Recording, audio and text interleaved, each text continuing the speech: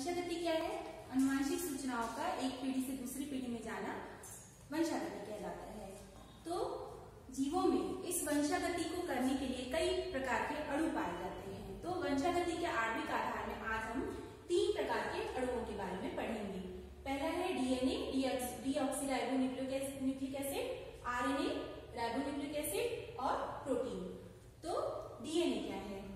DNA polynucleotides का बना एक पॉलीमर अथवा बहुलक है जो बहुत अधिक अणु भार वाला होता है और जीवों के केंद्रक के अंदर गुणसूत्रों के ऊपर पाया जाता है।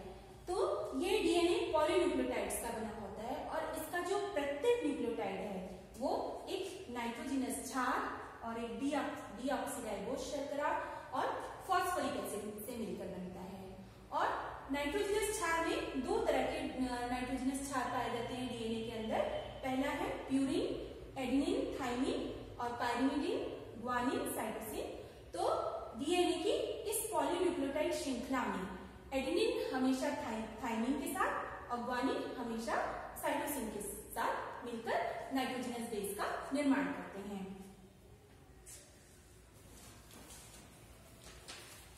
तो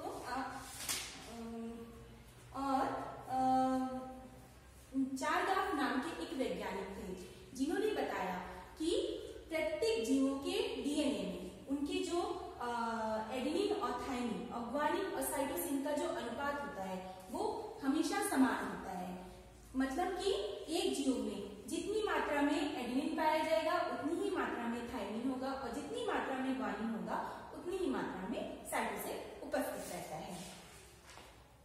अब हम देखेंगे कि ये डीएनए किस तरह से रेप्लिकेट होता है, अर्थात इस डीएनए में खुद से डबल होने की क्षमता होती है जिसे कि डीएनए रेप्लिकेशन या प्रतिलिपिकरण कहते हैं। तो डीएनए का जो द्विगुणक है वो उसकी एक स्वाभाविक प्रक्रिया होती है, उसके द्वारा वो एक अपनी नई प्रतिकृति या कॉपी तैयार करता है। और ये क्रिया कहाँ होती है?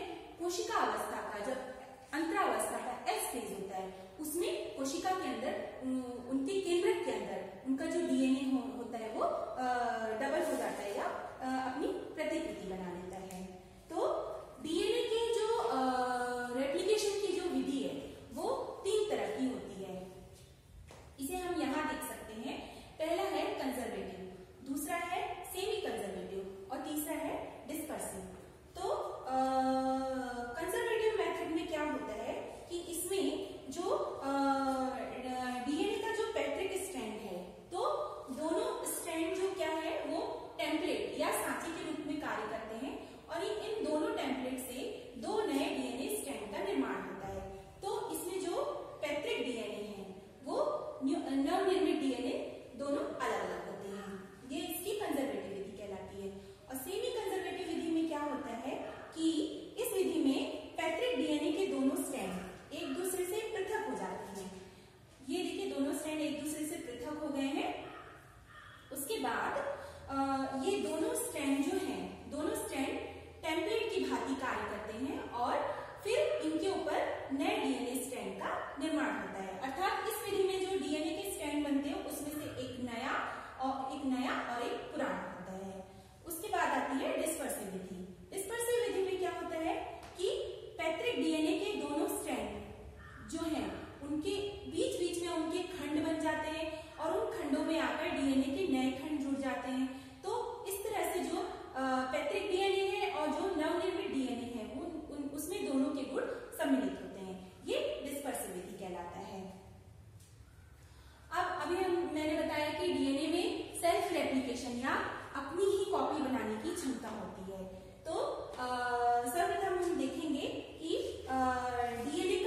डीएनए की संरचना कैसी होती है। तो अभी मैंने बताया कि डीएनए पॉलीन्यूक्लियोटाइड्स का बना एक बहुलक होता है।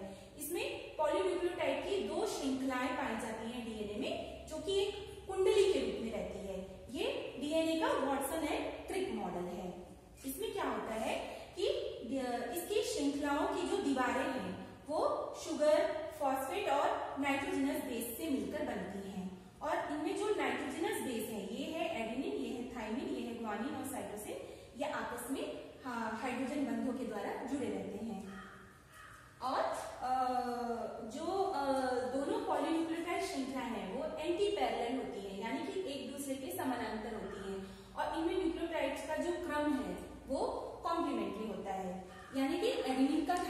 साथ ऑर्गेनिक का साइटोसिन के साथ संयुग्मन होता है। तो और ये जो दोनों पॉलीन्यूक्लियोटाइड श्रृंखलाएं हैं वो आपस में हाइड्रोजन बंध के द्वारा जुड़ी रहती हैं। और क्या होता है कि इसमें जो प्रत्येक जीव में ये जो एडेनिन, ग्वानिन, थाइमिन, साइटोसिन है, इसका जो क्रम होता है प्रत्येक जीव के केंद्रक में या डीएनए में एक निश्चित क्रम में ये पाए जाते हैं और ये सभी जातियों के लिए समान होता है। और इसमें जब रेप्लिकेशन होता है तो रेप्लिकेशन की जो क्रिया है वो कई चरणों में संपन्न होती है।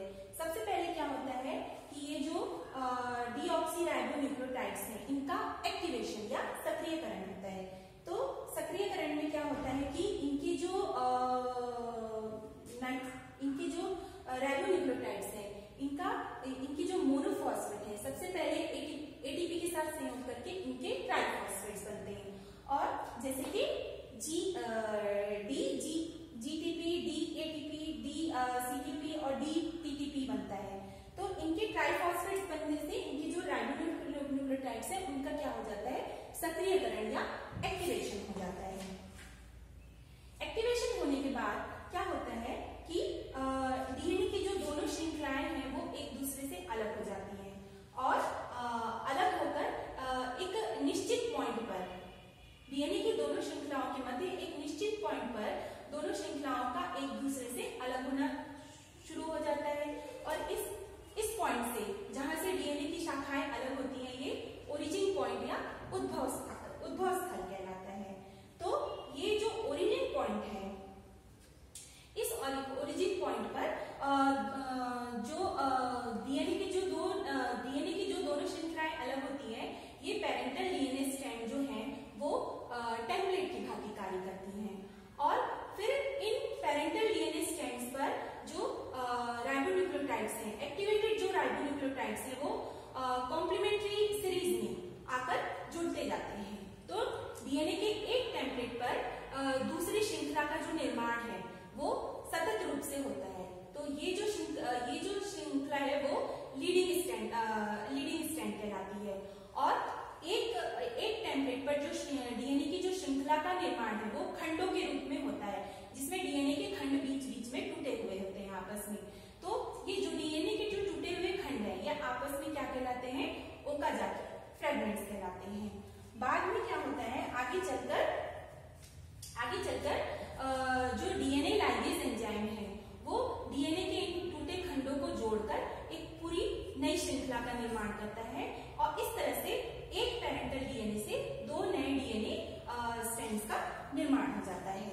और ये क्या होता है, एक डीएनए की दो कॉपियां बन जाती हैं। इसके बाद क्या होता है कि कई बार डीएनए के जो टेम्पलेट्स हैं उनपे जो राइबोन्यूक्लियोटाइड्स के जुड़ने का जो क्रम है कई बार निश्चित नहीं होता या एक सही क्रम में नहीं होता। तो उसे डीएनए रिपेयरिंग या प्रूफ रीडिंग के द्वारा ठीक किया जाता है। प्रूफ रीडिंग में क्या किया जाता है कि जो डीएनए पॉलीमरेज एंजाइम है वो अगर यहाँ पर नाइट्रोजनस क्षार के बेस के सीक्वेंस में या उनके क्रम में कुछ गड़बड़ी है तो उसे जो डीएनए पॉलीमरेज एंजाइम है वो उस सीक्वेंसेस की गड़बड़ी को पहचान लेता है और पहचानने के बाद वो उसे सही न्यूक्लियोटाइड की सहायता से ठीक कर देता है। और उसके बाद क्या होता है कि कभी कभी जो डीएनए पॉलीमरेज एंजाइम है वो थाइमिन और यूरेसिल में पहचान नहीं कर पाता है।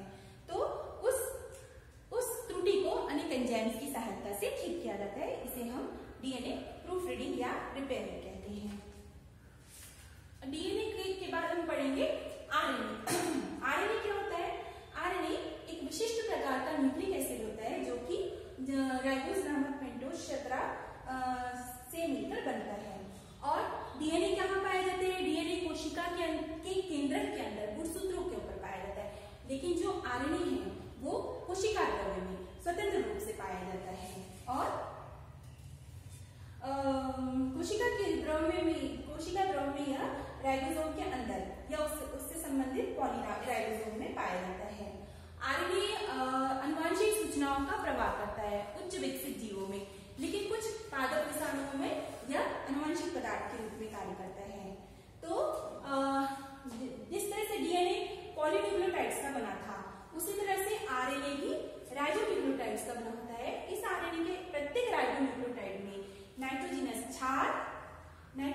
क्षार, राइबोज शर्करा और फॉस्फोरिक एसिड पाया जाता है। तो इसका जो आरएनए का जो नाइट्रोजनस क्षार है वो प्यूरिन और पायरिमिडीन से मिलकर बनता है। इसके प्यूरिन में एडेनिन और ग्वानिन होता है और पायरिमिडीन में साइटोसिन और यूरेसिल होता है। मतलब कि आरएनए में थायमिन की जगह यूरेसिल पाया जाता है। और कोशिका के अंदर यह कोशिका द्रव्य में पाया जाता है। तो कोशिका द्रव्य में पाया जाने वाला आरएनए नॉन जेनेटिक या अनुवांशिक आरएनए कहलाता है। और जो पादप विषाणुओं में अनुवांशिक सूचनाओं का स्थानांतरण करता है वो जेनेटिक या अनुवांशिक आरएनए कहलाता है। तो यूकेरियोटिक कोशिकाओं में अनुवांशिक आरएनए पाया जाता है, कोशिका द्रव्य में स्वतंत्र रूप से। तो ये अनुवांशिक आरएनए जो है वो 3 तरह का होता है, मैसेंजर आरएनए, ट्रांसफर आरएनए और राइबोसोमल आरएनए। मैसेंजर आरएनए क्या है? मैसेंजर आरएनए एक ऐसा आरएनए है जो डीएनए से प्राप्त अनुवांशिक सूचनाओं को राइबोसोम तक पहुंचाता है और फिर उस राइबोसोम से क्या होता है? प्रोटीन का निर्माण होता है।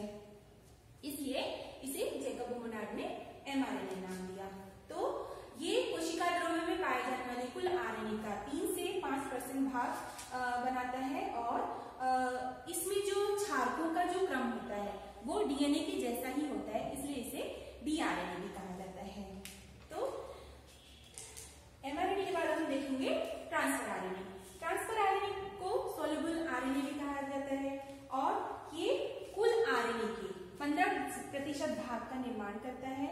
और क्या करता है? ट्रांसफर आरएनए मुख्य रूप से एक एडेप्टर मॉलिक्यूल या बंधन अणु की तरह कार्य करता है जो अमीनो अम्ल को ढोकर एमआरएनए राइबोसोम कॉम्प्लेक्स तक लाता है और फिर उन अमीनो अम्ल से विभिन्न प्रकार के प्रोटीन का निर्माण होता है।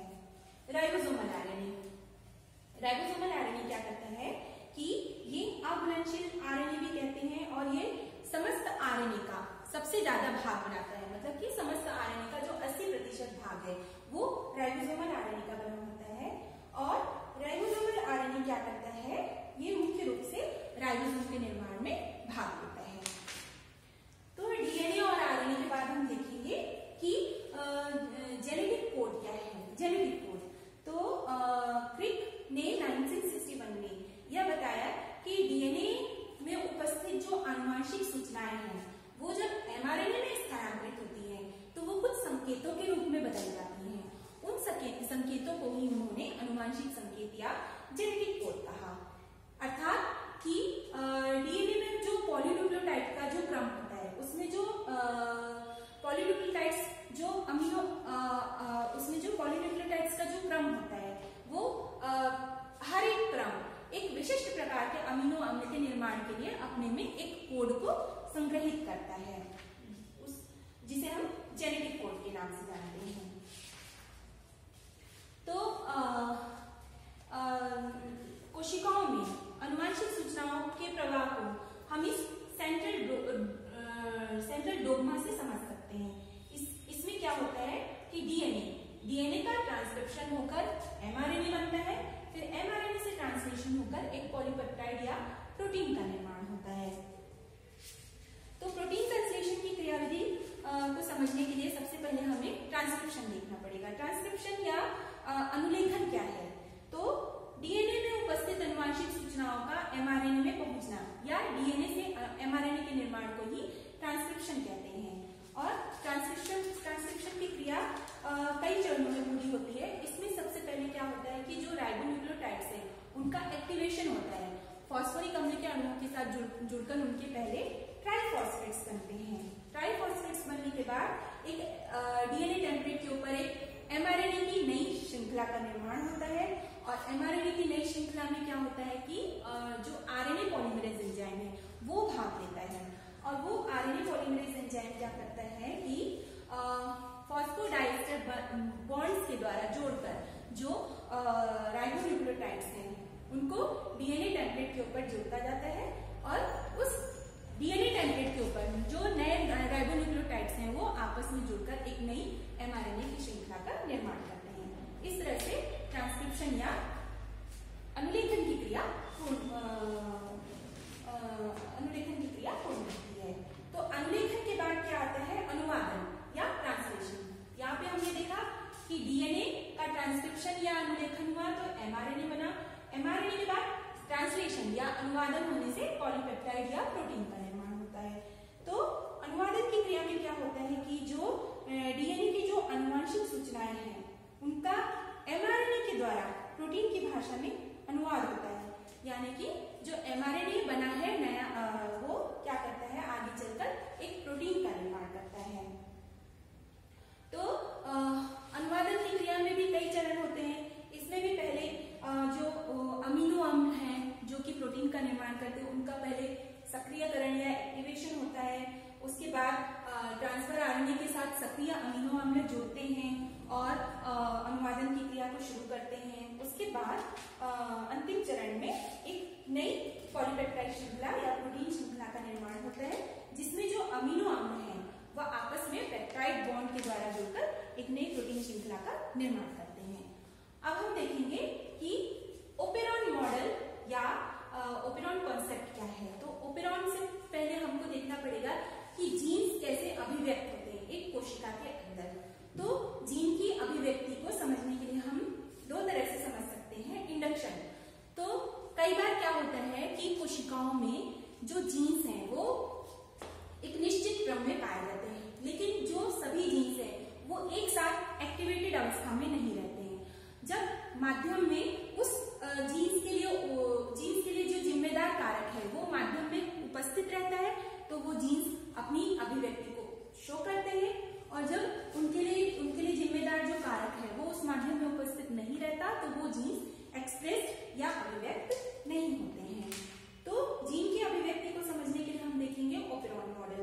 ओपेरॉन मॉडल क्या है कि ओपेरॉन डीएनए अथवा जेनेटिक पदार्थ का एक खंड है जो कि एक एकल नियमन इकाई की तरह कार्य करता है, और operon regulator gene, promoter gene, operator gene और स्ट्रक्चरल जीन से मिलकर बना होता है।